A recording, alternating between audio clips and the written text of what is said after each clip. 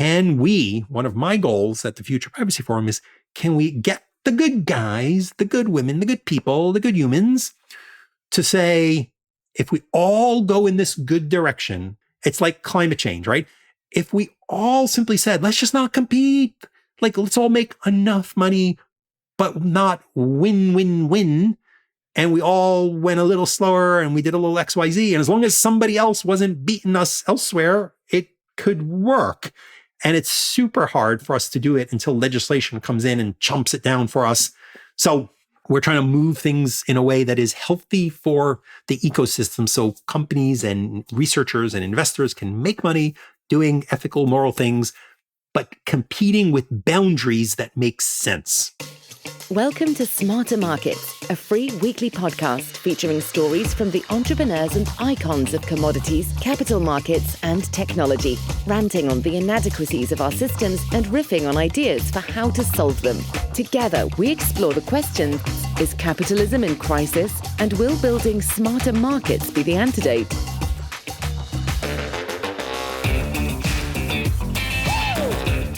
Welcome to Smarter Markets, a weekly podcast that explores how financial and technology markets can be redesigned and improved to better serve market participants and society as a whole. Smarter Markets is brought to you by ABAX, and I'm Michelle Dennedy, your co-host and guide through the intersection of privacy, security, and digital technology. Please join me in welcoming my dear friend Jules Polonetsky to the program for Identikit Sequent X, a series examining the evolution of digital identity and how self-sovereign identity specifically can help bring trust and privacy back into a consent-based economy and the privacy technology evolution.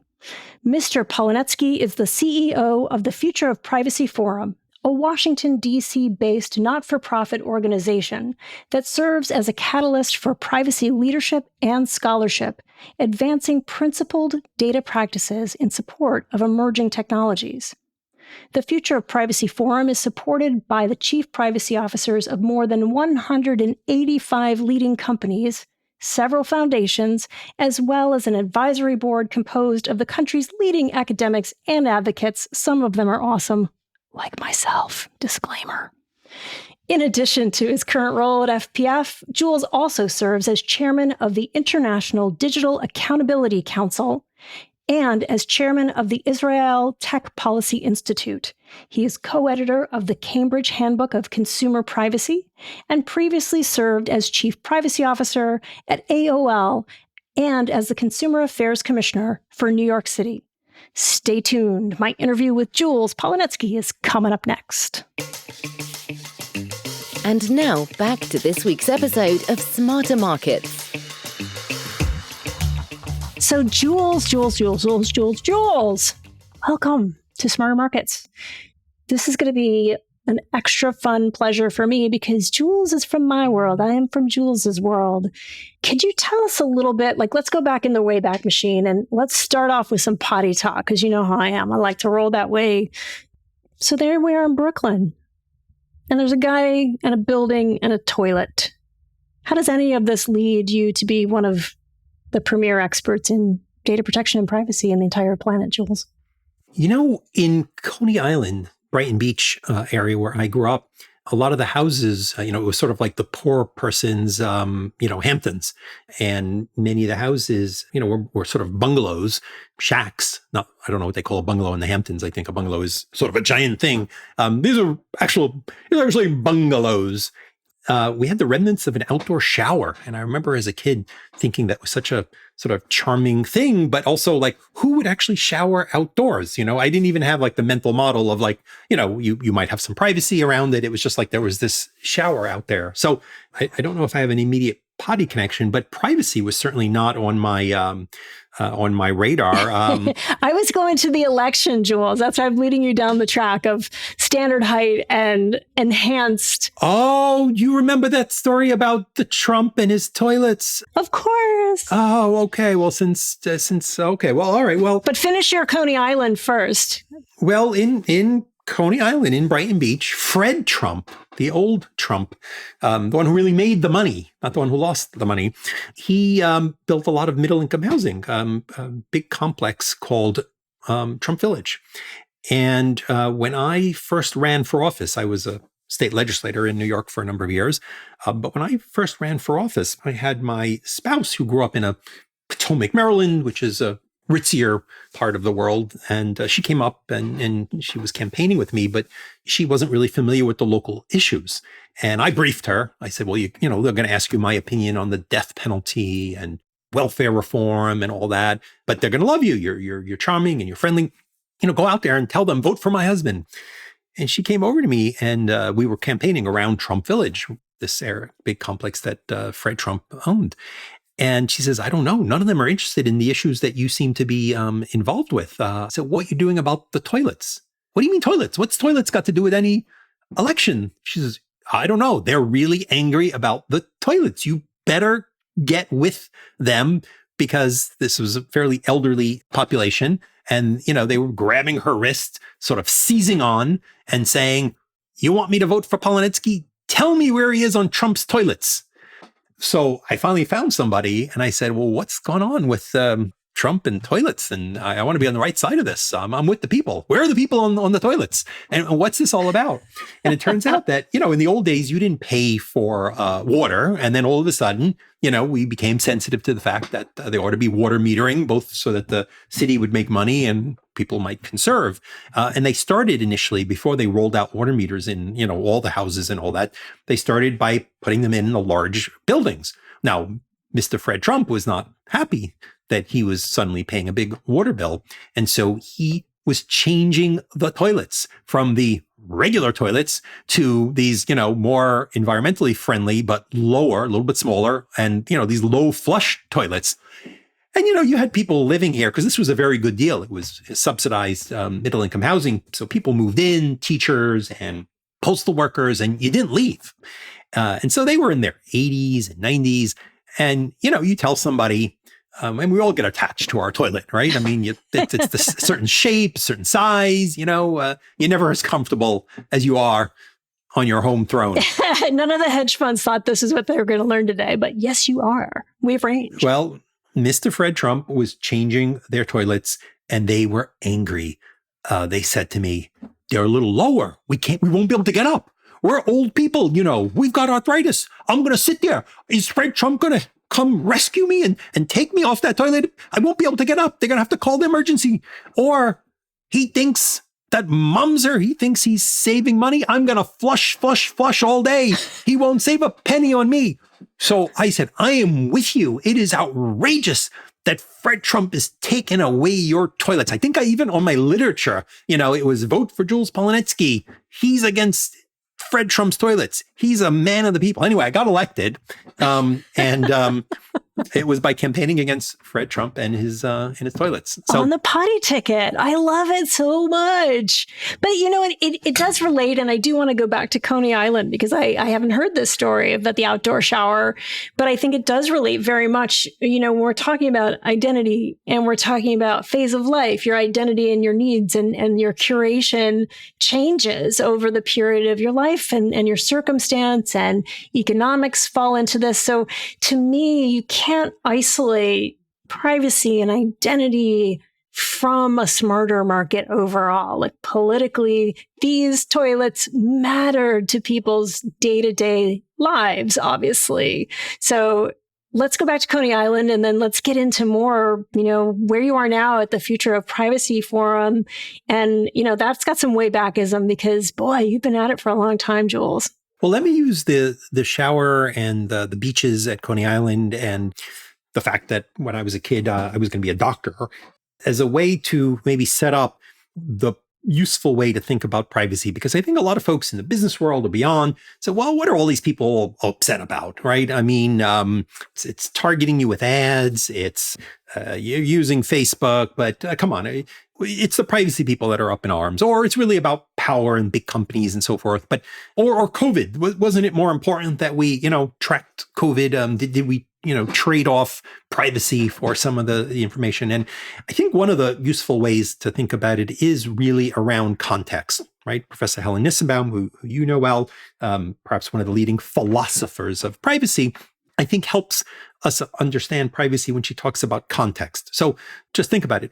If I walk out into the street naked, I'm very exposed. Obviously, I've got no privacy, right? If I'm in that outdoor shower and, someone pulls back the curtain and a stranger walks by, or someone who ought not to be, I clearly am exposed. I go to the beach and I'm perhaps wearing a skimpy outfit, but it's appropriate for that occasion. That same item where I might be wearing it in the shower, or I might be wearing it in a different context where I'd clearly be out of place, I'd be exposed, I'd be looked at. It's appropriate on the beach. I go to the doctor and the doctor says, let me examine you. And I want him to see, that pimple on my butt and tell me that it's okay. I'm not. Now, if he takes a picture and it goes to the wrong place and so forth, I'm with my loved one, right? And I'm hopefully unclothed. I'm not thinking privacy. I'm thinking this is a good thing here, right? Intimacy, because I trust and it's appropriate. It's desirable, hopefully, at this time. Now, obviously, if a picture is taken and it's shared, inappropriately, then all of a sudden my privacy has been invaded. And so the fact that the same, nakedness can be appropriate, acceptable, maybe just for a couple of minutes while the doctor sees me in the office. That same doctor sees me, elsewhere. Well, no, I ought to have my clothes on, right? We adjust and we modulate based on the context of the situation. So when you think about COVID as well, if there is an emergency, nobody's like, don't rip off my shirt and give me CPR, right? Like, of course you have permission to do that. It's not a matter of, my chest will be exposed. It's like, oh my God, save my life. There are times when it isn't a privacy issue. It's a data protection issue, right? We talk a lot about in our world about the GDPR, the General Data Protection Regulation, the very strong European data law that is a model that has been replicated in many other countries. And it doesn't say privacy much, if at all, in the GDPR. It talks about data protection, which tries to respect the rights and freedoms of an individual by putting us through a process. Do I have a legal basis to collect this data? Do I need all of it? Is what I'm doing proportionate, right? We could strip search every person and we'd find their guns, or we'd, detect criminals, but we'd also be invading everyone's right. It wouldn't be proportionate. Oh, but maybe at the border, maybe in a prison. So data protection is probably what most of us who are thinking about these issues and trying to, quote unquote, protect privacy are really bringing a lens, right? Is this data something I have a legitimate reason to use? Am I, spying on you when I have no business to be spying on you? Or maybe there's a commercial reason here, but am I using the data in some out of context manner that really wouldn't make sense, right? Do I not understand that you're selling it and monetizing it in some way that isn't appropriate? You're reading my email, but you're blocking spam. Okay, I get it. You're reading email because you have a business that reports to the researchers and the financial community how well Uber is doing, or whether travel booking is picking up because you're reading and analyzing receipts. Well, maybe and maybe not, right? Do I actually appreciate that? That's something pretty intimate. You're reading my email. Don't tell me it's just a computer, right? Someone's analyzing my email. There's a lot of information you can learn about me. No, maybe I said, okay, you're going to pay me for it. Or maybe, it's going to be used for a research study that I think is a useful idea. Or maybe you're giving me a cheap or a free service, and maybe it's worth it if you've properly de-identified it, and maybe not, because maybe it's just a bit of an intrusion, right? And so applying that lens of context, is what you're doing minimal, proportional, necessary, I think are the issues that we need to bring to bear. I think to drive this point home, we hear a lot in privacy land about risk and is this something you just buy insurance for and yada, yada. But in the investment community, let's think about context. And a lot of the use cases you're talking about are data quality elements as well. So if you're talking about who is allowed to invest, well, we have rules and policies about contextually, are you an accredited investor? What does that say? That I should be sophisticated to a certain level so that you don't have to disclose and disclaim and protect me. It allows for a transaction amongst parties. The same thing as a FICO score or your credit score or any other way that we assess viability, investability. And we did a whole series a month ago on ESG, environment, social, and governance. And it used to be that section of the board meeting used to just be about small problem of global warming and planetary environmentalism. But now what you're talking about, Jules, is an investment criteria. So let's talk about that a little bit more, about the yin and yang of data protection. Is how much pro and how much is tection? And then what is this trade-off and balance and context? And we'll lead that down the merry lane to privacy engineering maybe, and some privacy technology and where you play on the future. It's been interesting to see, I think, finally, privacy and data protection becoming a significant part of ESG in some corners. I think that for some time, it's been, for at least a decent number of companies, a board issue because of the obvious risk. And you see the liability in the media headlines. And so, it's become something where at least boards are, we do that. So I see that Facebook was in trouble for that. Are we also doing something like that? We have an app, we have data. But I think what's increasingly making it an ESG issue is the fact that a good part of the world looks at privacy and data protection as a human right. It's not just Tim Cook who people have heard say it, right? It's the CEO of Microsoft. It's the CEO of company after company. I, the other day was trying to see who has been on the record saying privacy is a human right.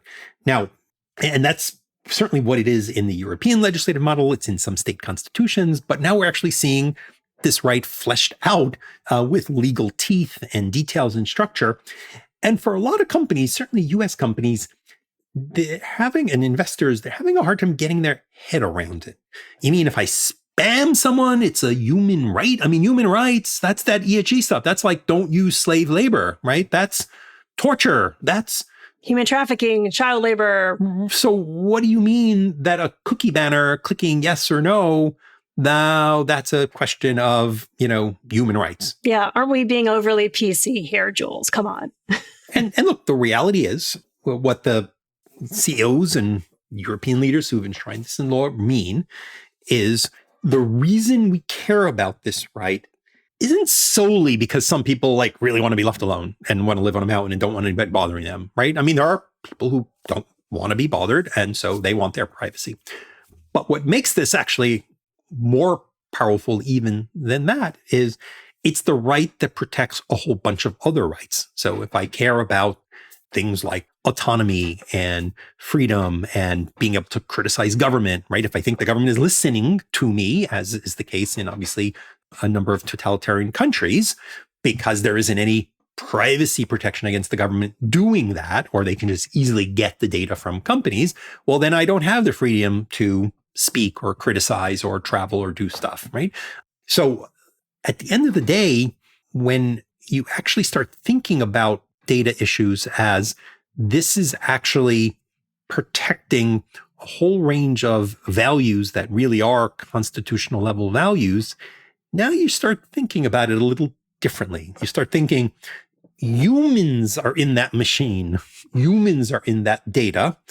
And if I'm making decisions, and increasingly algorithmic decisions and machine learning driven decisions and decisions that may indeed determine whether or not I certainly get legally protected things like credit and housing and so forth, but also might sift my resume, right? I mean, every company today of scale, because people get so many online resumes, is sifting it using some tool, right? And if you don't scratch your head and say, I don't know, might I be violating someone's rights? Like, I don't know, choosing only males or females, or only choosing people who went to a certain kind of college. And so maybe now that means I'm acting in a racist way because I didn't think hard and say, I don't know, if we trained this algorithm to look at the kind of people who've succeeded at the company in the past based on the resumes and the criteria. And that's how, let's look at our top performers. And That ought to be how we score the resumes, right? And well, it turns out that we've all been hiring based on who we knew and friends of who we knew or who went to school or club and so forth. And so on one hand, we're wondering, why aren't we doing a better job at diversity? And on the other hand, our processes are being baked into some of the technologies. And so maybe it's easier for some of the US folks who maybe can't fully get their heads around why this is a human rights issue. Are the Europeans just being so sensitive about autonomy? But, well, how about it's a civil rights issue in the US, right? And I think in the past year or two, hopefully we've seen people say, oh, I get it. I get it. There's something more I should be doing here about the diversity, about whether my products act in fair ways or not. And those questions can be actually awfully hard because sometimes, there are inequities, right? You want to market stuff that costs a lot to rich people.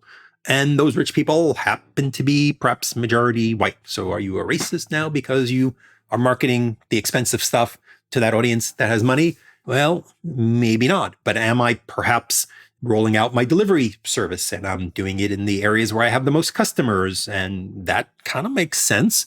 But it turns out that those are all, majority high-income white zip codes. And I guess that's where you're going to make your money. But you know what? You probably want to stop and say, okay, I guess that's the most economically sensible place because that's where my customers are or that's where the warehouses are. But oh my God, do I want to be, because of where I'm building, accused, as Amazon was, right? When Business Week took a look, frankly, where are they rolling out, the speediest prime? And look, to Amazon's credit, they're like, okay, we don't like that. Sorry, we'll just serve everybody because they got the unlimited resource to say, we'll just do that, right? Not every business can do that. Another business might say, I got no customers there, so if I promise super fast delivery, it's going to cost me a lot of money. I can't afford it. Okay, well, let's think about it then. What should you do, right? Like, let's not be surprised by these issues. And they are data-driven issues that affect humans. And so they've really converged with a lot of the civil rights and equity issues when decisions about data and people are what powering. And going through these tools, these privacy impact assessments, where you actually ask these questions and you challenge, the algorithm. And guess what? Sometimes you actually need more data, not more privacy, right? Because you might not have any information about the racial composition or the ethnic composition of your employees or of the zip codes that you're looking to serve. And it might actually call for you to say, I don't know, I could be doing something inadvertently, perhaps, that ends up appearing to be very biased. So guess what? I actually want the data in order to make more careful decisions and to combat discrimination.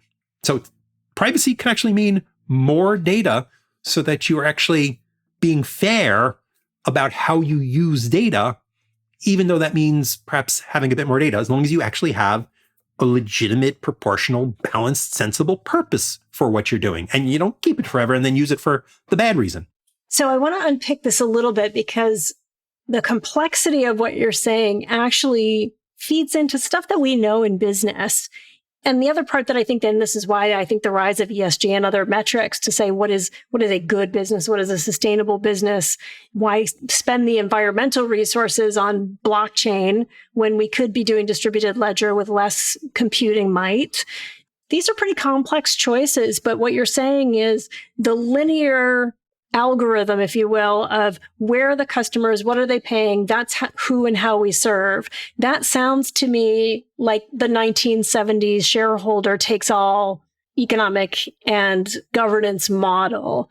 So I'm going to sort of twist your neck on this one a little bit, because obviously you haven't talked a lot about lawyers and compliance, because we know that we need lawyers and compliance, but what you're talking about is business.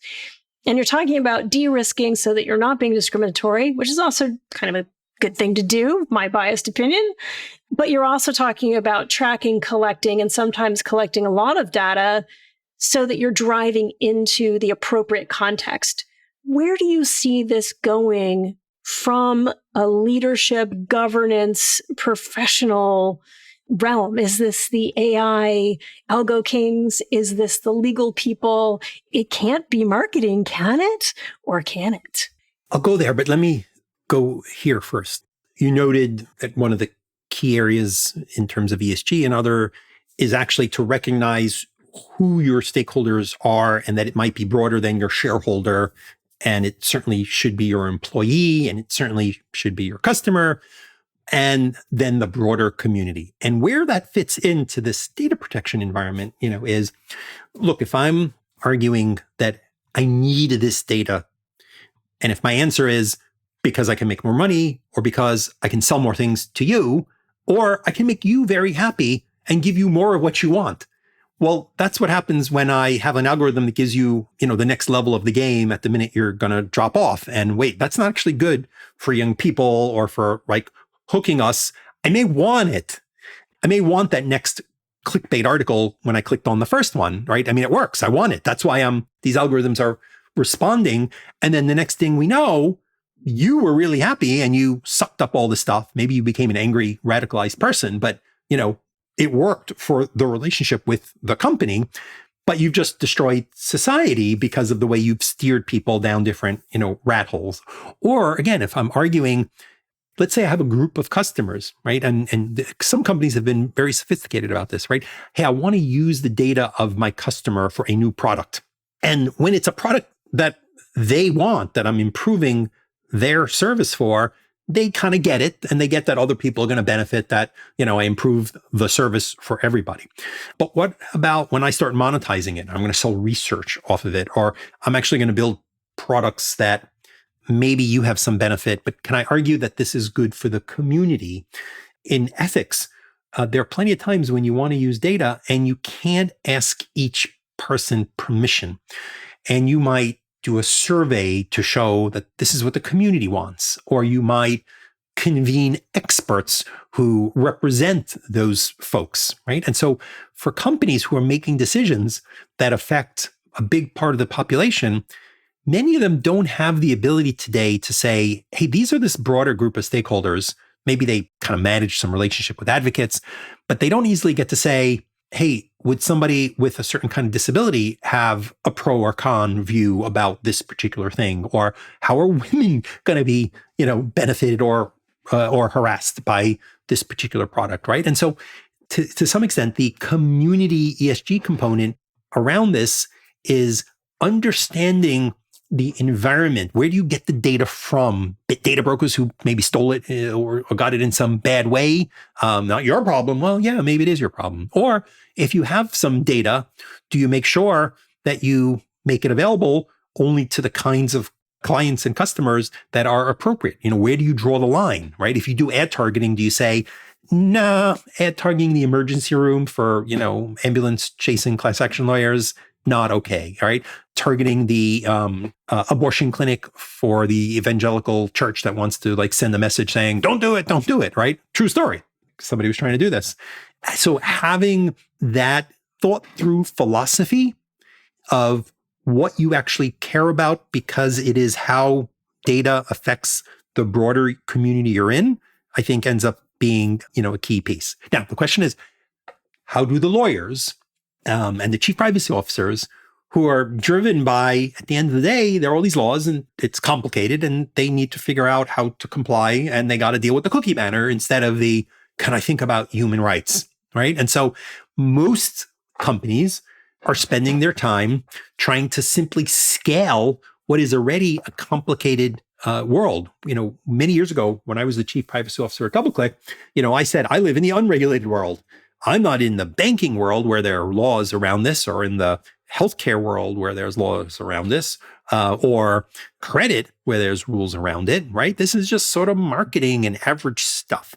Well, 20 years later, since my early days at DoubleClick and AOL, the rest of the world, and increasingly the US, has decided that data is something that needs to be regulated. And we're really at the front end of it, right? We've had these new laws in California. And so far, between industry lobbying and other, efforts, it's been mostly, hey, let's add new rights to opt out of sale, or new rights to limit ad targeting uses of data. But they're getting a little more sophisticated, and they're starting to add in terms, not just from Europe, but from the early days of data protection restrictions on government, where the US really was a leader, and saying things like, are you minimizing the data? And we don't know what that means yet, right? We've got laws that have gone into place at the state level that say you need to do data minimization.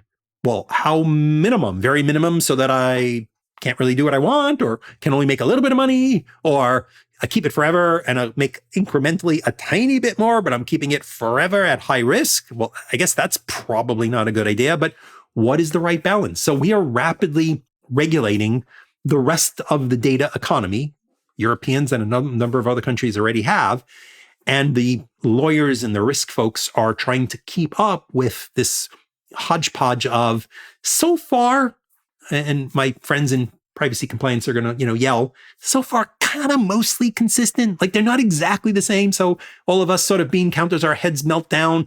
Here's exactly what I've got to give you access to in this state. But in Europe, I've got to give you access to this, but that. Well, you know what? Yes, it's a compliance problem. It's why the whole privacy tech market, is developing, because you need to do the nitty gritty. Your cookie banner needs to be different in this country and that country and this set of rules here, right? Or you spend a lot of time trying to find the lowest common denominator, but they aren't yet radically different. And increasingly, we're starting to see newer ideas that are incorporating more complicated and more nuanced notions. Ideas like, the companies you do business with should be fiduciaries. Wow, wait a second. They're selling my data. How are they fiduciaries, right? Well, kind of not doing things you really wouldn't want them to do. Well, what does that exactly mean? So we're in this rapidly regulating phase. We see the investors moving into the privacy tech side, and multiple unicorns now in that area. But I think we're only scratching the beginning, because this is complicated, nuanced stuff. And a lot of it is driven by, Congress and others wanting to do stuff about big tech. But guess what? It's really hard to say, Facebook, you can't do this, or, hey, cookies can't be used in this way, and not also dramatically affect, just about everybody. California tried to exclude, small businesses. They said if it's under, I think 50,000 customers. So, hey, your local laundromat doesn't have 50,000 customers. Well, guess what? They have a website. And maybe the woman who owns the laundromat's got like a chain of 3, and they just did a promotion, and there's ads. And it's just amazing how, pretty much anybody who's got any kind of web presence, 50,000 downloads of your app, that's not a lot. And that's certainly what. So very, very hard to regulate just the big actors, and kind of hem in the Facebooks and the Googles without, frankly, regulating just about everybody. So you've got a full-time cadre of legal analysis and attempting to get out of is a judgment word, I'll say, to comply with some of these vagaries of the law. And that's great. And you have tax attorneys too. So is it the CFO who is born in this type of complexity and trade-off and investment versus savings versus open budget versus like every penny counted on a tool? Where does this sit for governance, for driving these assets forward? Because as you said in your first, as we were talking about Coney Island and the toilets, this is personal stuff, not just personal secret stuff, but how do I want to live my life? How open do I want to be? How many identities can I curate at age 15? And should that follow me into 50? So where does this sit? Is this a CFO's add-on? Is this a new type of unicorn C-level? How do we do this? The companies we surveyed recently in a report that we did for the Privacy Tech Alliance, where we pulled together a lot of the leading privacy tech companies and many customers who buy the technology, what we learned in those conversations was, most companies see data as critical and core to their future and providing the services they do. And what the more sophisticated companies are starting to recognize is, okay, so having that data available, that means like somebody spending money on infrastructure and security and so forth. But having it available means that I can move it from Europe to the US, and that requires some specialized work. It means that I have the right permissions around it, and I've collected so many things in so many places with vendors and sub-vendors and partners and so forth. Someone actually has to understand what we have, not from a what server does it sit on, or which employees have access to it, which is certainly going to be dealt with by CIOs and CISOs and so forth. Somebody actually has to understand, what rights do I have to use this data? Is it my customers and I can't use it? Is it my customers and they'll let me use it, but guess what? My customer didn't get permission for the way I want to use it, or I didn't contract in that manner, or there are laws in all these countries that say, if I want to do X, Y, Z, I have to have gone through this process where I identified the risks and I minimized them and I did a privacy impact assessment and so forth. And so the more sophisticated businesses are saying, I need a business outcome. The business outcome is I can use the data for research. I can improve my products. I can personalize things. What team is going to make sure that what the CIO and the business leads want to do with data can be done? Not simply that contracts have been signed, but somebody actually understands the data envelope of the data profile of the company and its stakeholders and its customers and its partners and its cloud providers. Because guess what? You might, once you start doing that, you start learning there are business models built off of your data that maybe you didn't even realize, right?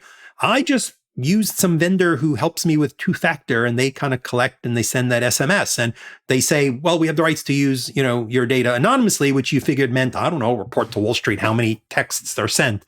And then you look a little deeper and you're like, oh, they're actually facilitating appending cookies to identity and have this entire business model built off the back of my business, which I didn't even know about, or maybe I didn't care. But now you're telling me I actually might be selling my data under the definition in California because I'm simply facilitating this little third-party kind of stream of revenue that I maybe care about. Maybe it's a lot of money, maybe I don't. So business outcomes, and as a result, it's increasingly sitting, frankly, in its own department. People are building out these departments because these are the people who have to train employees, have to actually have a view into product development across the country, across the company, have to be dealing with ethical questions of how and where and when data will be used. So certainly lots of people who are senior in legal, but they turn around and they actually need a tool that's going to map data across the company. And well, actually they need the CIO or the CISO to be spending the money on that infrastructure. So we're in flux, and the lawyers are kind of losing control because they're not the ones who can manage big development projects. They don't know how to buy $1 million piece of software and develop it so that it actually suits their needs and then integrate it with dozens of groups at a very basic level where it's maybe scanning and categorizing all the data at your company. And so significant folks with the budgets who know how to build things are stepping in, and our peers, the privacy lawyers, the chief privacy officers, are kind of like, well, I'm the one who gets to decide kind of what's allowed or what it means, but increasingly others are building it. And so the challenge for our folks is to step up and understand how the business needs to use the data so you can actually be strategic and you can help the business units who very often are just doing what they need to do and not thinking, well, I better get permission here for a whole bunch of things because you know that that data is going to be interesting to the research team or the analytics team. Well, I'm not. I'm just the marketing team. So I got the data and now it can't be used for anything else because I only cared about X. Well, guess what? By being deeply embedded in the business and understanding where it is going, you might be the one to negotiate that broader set of rights or to structure and capture information about it that opens up other business opportunities. So that's, I think, the path that I see happening. Yeah, I agree with that path. And I think it's hard to call data about human beings goods, but there is a cost of goods sold. There is a churn number for employees. People are always doing their employee SAT scores and whatnots because they're trying to measure ephemeral rights and report on those ephemeral rights. I agree with you that I think we have got to move off of the manufacturing models with all the Sigma measurements, with the 1970s, the shareholder wins all the time of any big argument, that every lawyer needs to hyper specialize. It seems to me that if we're going to talk about a digital age with informational data being proliferated, as we did with data rights management in the late 90s, right? You didn't have music sharing where you couldn't control the asset and you couldn't understand how much would it cost you to sell one song for 99 cents. That was ridiculous and you couldn't do it.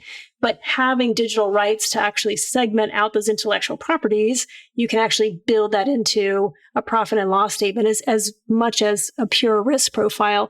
I believe that's where we're going in a smarter market. I think that's where it plays in.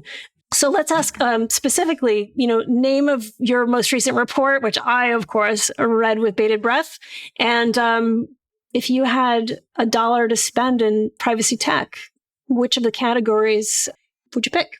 Well, the Future of Privacy Forum's report on the privacy tech sector noted that we're entering a third generation of these tools. The first generation really was, well, I need a cookie banner because that's what the law says, so who can give me one? Or I need a privacy impact assessment. It's like performative consent. Exactly, right? And we're now seeing, just about everybody needing multiple tools for multiple purposes. It's the same data often. Nobody wants to do multiple integrations. And so we're seeing the emergence of platforms that increasingly will not only handle your privacy impact assessment and your cookie banner and your data mapping. They might even help you with the identification. They may help you with managing all your vendors and identifying the risks. And we're even seeing some of them stepping into things like the general ethics and compliance type activities that other companies have already been doing. So they're really becoming, I'd say, platforms for risk management, platforms for data governance in a broad way. They haven't yet really evolved into the ESG tool that they need to. The metrics of how you measure whether you're doing a good job are still very informal. We just had about, let's say, 20 chief privacy officers from a range of top companies sort of share with each other, how do you measure what you do? And nobody really felt that they had nailed it, some better than others. But nobody said, well, I just measure how many data breaches, right? I mean, you're not really the one directly responsible for that. Like, stupid stuff happens. And if you didn't have any this year, maybe it was just luck. And so the number of, requests from customers for their data that you handled, the number of products you reviewed, I mean, those are all sort of spinning the wheel and obviously stuff you need to do. But what does it say about whether your business, given the sector it's in, is doing what would be considered responsible? Will there be a report from ProPublica or from some young PhD who's making her name by poking at your product and then saying, here, look at all the terrible things this company is doing. And that's where I think there's room for those products to go. Interesting. Well, let's see. The future's bright. How big do you think the privacy tech market will be in the next 5 years? And then, final thoughts, Jules, where are we going? What is the future of privacy? And what's the forum? How do we engage with you? Well, at the Future of Privacy Forum, we bring together senior folks responsible for data, whether they're chief privacy officers, senior legal people, business CEOs, if they're smaller companies even, to compare notes, to work with our teams on some of the hard issues like, I don't know, de-identification. Can I really get value out of the data in a way that's going to avoid the risk? Or how do I actually assess a machine learning project and walk through it and assess whether there's bias? How are others doing it? What do the regulators want? Can we convene and talk to the regulators and hear what they think and explain to them what we do? You folks, the Future Privacy Forum, could you spend some time trying to figure out how you deal with things like open banking, right? We want interoperability. We want all the big companies coordinating so that little players can innovate. We have, health records that are going to be more accessible soon. We have banking data that is going to be more accessible soon. How do we make sure we don't have problems like the Facebook Cambridge Analytica where, data clearly went out in a very interoperable way, but then was used in ways that we all think created a lot of concern, right? Whether it was for elections or radicalization or the like. So struggling over these questions because there isn't always a clear answer. There's a lot of gray in the middle and you kind of need some consensus. You need a code of conduct, you need a best practice. And so we try to do lots of standards and best practices or baselining or norming so that folks can get on the same page. How big will the privacy tech market be? Look, it should be the size of the security market pretty soon, right? Everybody kind of gets that you need people, you need technical people, and you need policy people. It's not just about the people, doing the security pen testing. It's about the people who say, I don't know, what should the policy be about, which kinds of employees get access to what kinds of data. And hey, there are trade-offs. We could make it really hard to get in, but then our employees are going to be unable to get in and our customers won't be able to use our product, right? So we kind of get that you need outside people, you need assessments, you need third parties, doing white hat attacking, you need your own work. And I think we're at the early days of privacy getting into that direction. People got it when it was security because, oh my God, there's ransomware, my company's being shut down and there's massive liability. We're now seeing the massive liability coming because of the regulations and the class actions and the European regulation. But you know what? We shouldn't miss pointing out one big factor that I think we didn't really touch on. The legislation for many companies is the least of their problems. Here's what's happening sooner. You don't do business in your own house and in your own vehicle. You're doing it on Microsoft's operating system or Apple's. You're doing it using Google's tools or Facebook's tools or browsers or app stores. You're living in a mall. Your business is in a mall with a lot of rules, and the mall kind of cares about making its own money, but it also cares that, it doesn't accidentally rent to a porn shop because that wouldn't work. And on the internet, it's really hard to say, I'm going to keep out because it's a self-service mall. Anyone can rent because I don't have the time.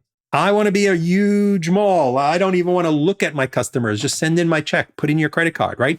And that's how I can end up in an app store or in a browser and so forth. Right? So all of a sudden, because of the pressure, those players, and yes, there's competition issues and they all want to win themselves and all that. But even if they were the goodest of good actors, simply saying, hey, we just want a nice product. We want to make a nice phone for our customers. And we're not really being roughed about anybody else or trying to advantage ourselves, right? Let's assume we're living in that good world where the new FTC chair, Lina Khan, has said, beware, I will bite you big time. So you now behave well, no matter how big and powerful you are, right? Because that's where we're heading now. You still are going to have the fact that people are doing business in someone else's infrastructure and they care about your unhappy customer because they make a fuss and they say, no one go to that mall. I got ripped off there, right? And so Google and every browser has said, cookies not working anymore for us, right? Google, okay, they're the last. And they've said, well, we kind of want to keep advertising going because we sort of make money and we'd really be accused of antitrust if we just said, make it go away like everyone else did, right? But at some point, they've said cookies are gone. Apple has changed the permission model for apps, right? Very few people, all of you iOS users, guess what? You business people and capitalists, well, guess what? You're saying no. You are all saying no because everyone seems to be saying no. A very small portion of people are saying, yes, I would love to be tracked for ad personalization, right? So, wow, what are the platforms going to do? And you can yell antitrust all you want, but the reality is that even with respect for whatever the strongest antitrust rule is, there's a lot of room for them to try to make sure that their environment is good for their customers who happen to be your customers. And so thinking hard about the platform rules and making sure you don't get the death penalty by being booted out of the App Store and properly interpreting those terms, like, wow, that's the law of the land for many of us. But how many people are reading closely, unless you're a developer, the App Store guidance or the proper rules for using cookies? And so that's moving far more quicker than legislation with far more dramatic economic impact. And a lot of it is self-inflicted wounds, things where industry kind of could have stopped, but nobody was there to say, you're spewing on the environment. So this was a lesson from AOL. At one point, we were pop-up kings and everybody, right? The web was a web of pop-ups and you hated it. And you couldn't even avoid it because you didn't even know which site was giving you the pop-ups, right? You went to some site and there were no pop-ups, but then you got pop-ups for the rest of the day, because they left pop unders and pop overs and, whatever they were called, interstitials, right? And so at some point, we, seeing our customers slowly going from dial-up to broadband, said, well, we ought to be extra special nice to them. And they don't seem to like the pop-ups, even though we make a lot of money and they click on them, but they say they hate them. So we won't do them anymore. So we stopped. And guess what? It didn't make a difference because they kept getting pop unders, pop overs. They went on the web and they thought we were still giving them pop-ups. They would check their AOL mail and it was like, you got pop-ups because the last site you went to had left some behind. So I remember reaching out to some of the trade groups and saying, this isn't going to work out well. People don't like it. I've heard that there's a thing called a pop-up blocker, a new technology. And some very tech-savvy people are downloading it. And the group said to us, that's anti-competitive. They're stealing our stuff. We're going to sue them. That'll never take off. And I said, it's like kind of the internet. These things sort of take off if it like it. And then it could, no, we don't believe it. I said, I now heard that the browsers are going to build pop-up blocking because they think people want it. And guess what? They call themselves user agents. No, they're browsers. They're in the business of the big companies. I'm like, the people who work there, they're these geeky people and they work for what they consider to be a user agent.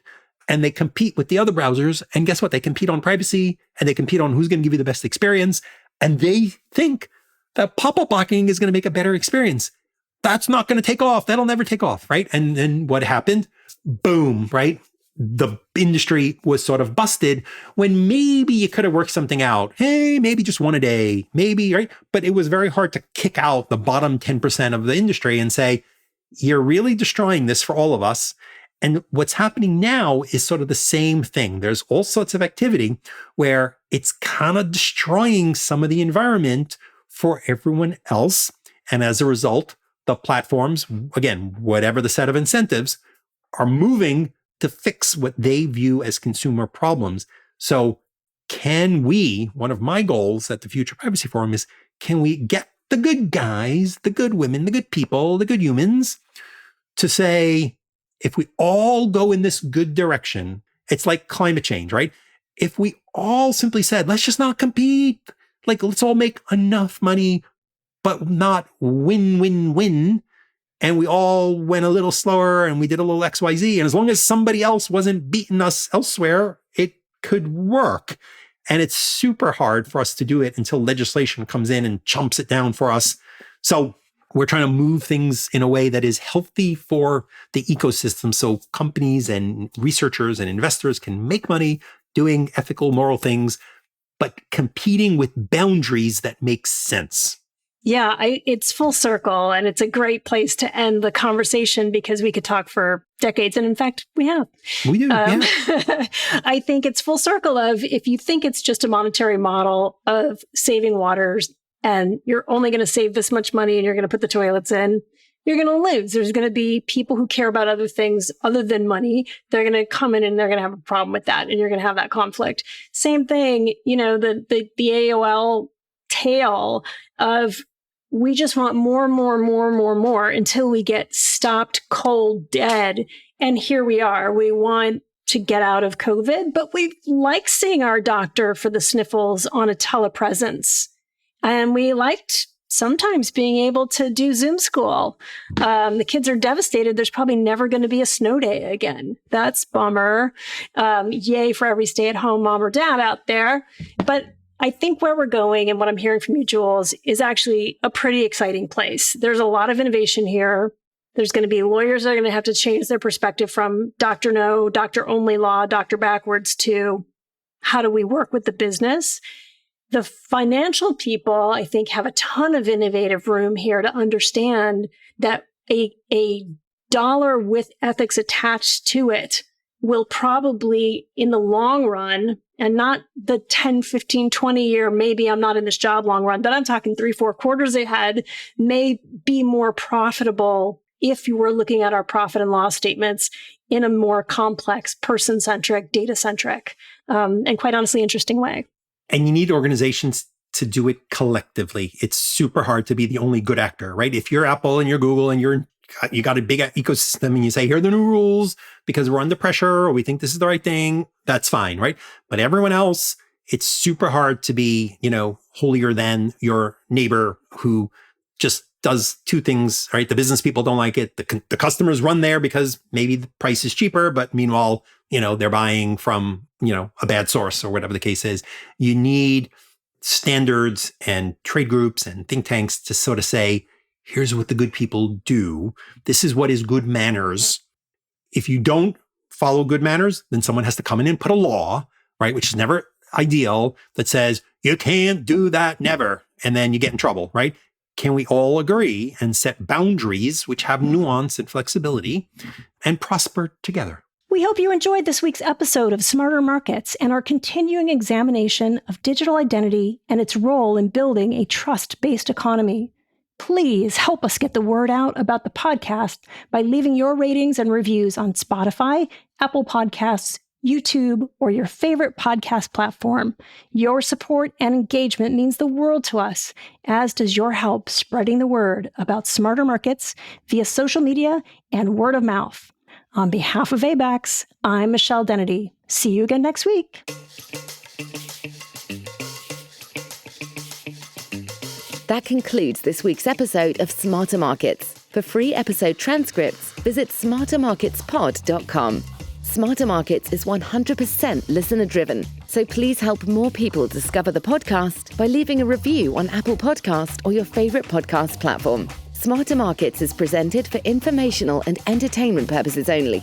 The information presented on Smarter Markets should not be construed as investment advice. Always consult a licensed investment professional before making investment decisions. The views and opinions expressed on Smarter Markets are those of the participants and do not necessarily reflect those of the show's hosts or sponsors. Smarter Markets, its producers, sponsors, and hosts, Eric Townsend and Abex Technologies, shall not be liable for losses resulting from investment decisions based on information or viewpoints presented on Smarter Markets.